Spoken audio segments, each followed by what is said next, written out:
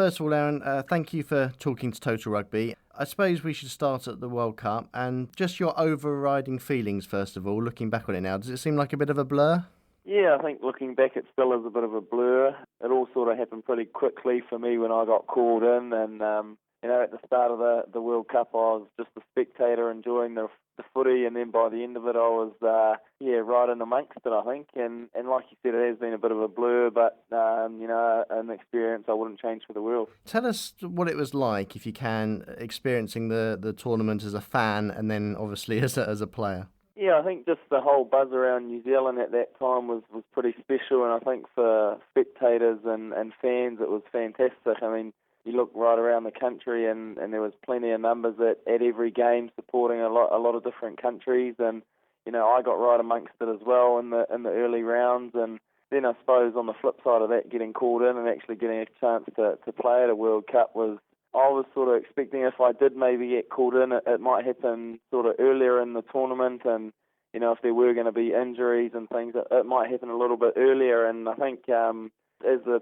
tournament progressed on, I started to sort of think that it probably wasn't going to happen, and even started to book a bit of a holiday. And then the day after I booked the holiday to America, I got the call from Darren Shan, the All Blacks manager, to say Dan had been injured and I'd be coming into camp. So yeah, it was pretty surreal feelings and a lot of emotions. Obviously, you never want to see another player get injured, but then I suppose for me it was an opportunity and something that I've dreamt of since I was a young boy. So I was stoked to get that opportunity as well. I suppose as a fan, you were thinking that Dan was obviously crucial to the role. So coming in, how was the pressure on your shoulders, knowing that you were then in that role? Yeah, I tried not to look at it as pressure. I tried to just, sort of park that in the back burners a little bit. And, obviously the first five is a crucial part of any team. And I think Dan Carter's been that for the All Blacks for a number of years now. And I just tried not to think about it too much and just go out there. And if I got a chance to play, which I did, just be Aaron Cruden, not try to be Dan Carter and do everything he does. Just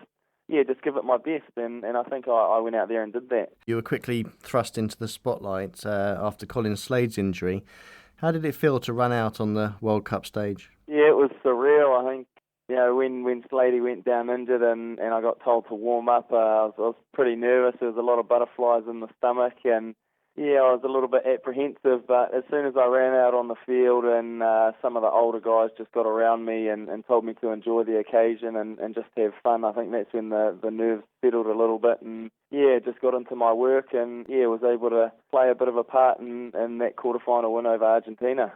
And then, of course, Australia, you got past. How did it feel? How was the build-up to the World Cup final? I think all the boys were really excited. I think, obviously there was pressure, but we put a lot of pressure on ourselves, and we had high standards and things that we had set that we wanted to achieve. So I think the build-up, the boys really just got excited about the whole thing and the way the country was getting behind everyone. So, it was a really special week, I think, that build-up in the final week, and, all the boys reacted to it really well, I thought, and really stood up. Just tell us, if you can, what it feels like just before you're about to get underway in a Rugby World Cup final. Oh, yes. It's pretty surreal. I think you hear the national anthem and you hear the whole crowd at Eden Park sort of stand up and sing it in unison with you, and you sort of know that there's another 4 million odd New Zealanders at home watching on telly and doing exactly the same. So I think, you hear a lot of people talk about the cliche where the hairs on the back of the neck stand up and everything like that. And I think that's really one of those moments.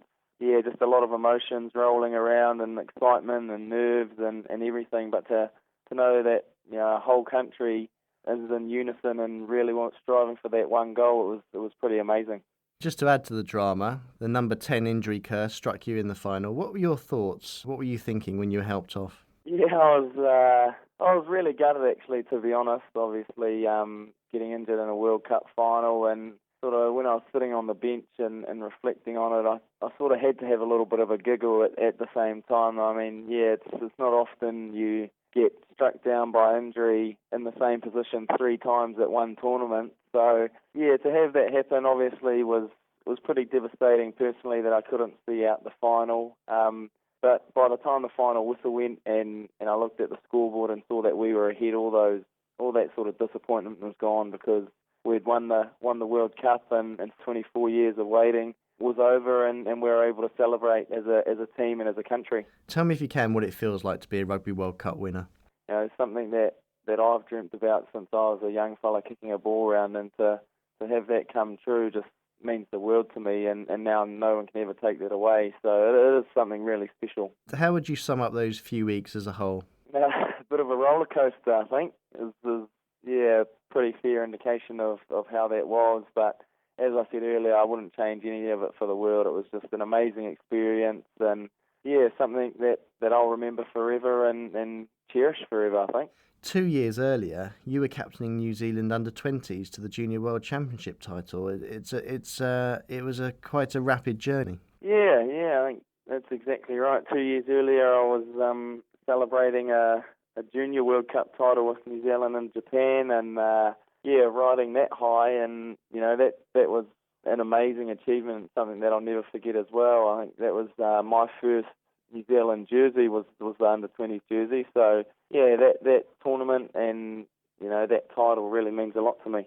How did your Junior World Championship experiences prepare you for the big one? I think that just gave me a real taste of it all, the whole international scene and sort of what it really takes to be able to back up week in and week out and game after game to make sure that you're peaking every time you hit the field to give yourself the best chance at winning. So I think the Junior World Cup really, that whole experience really helped me to just know what to expect, I think, when it came to the big one, the Rugby World Cup last year. You were one of 50 players at the Rugby World Cup who come through that pathway.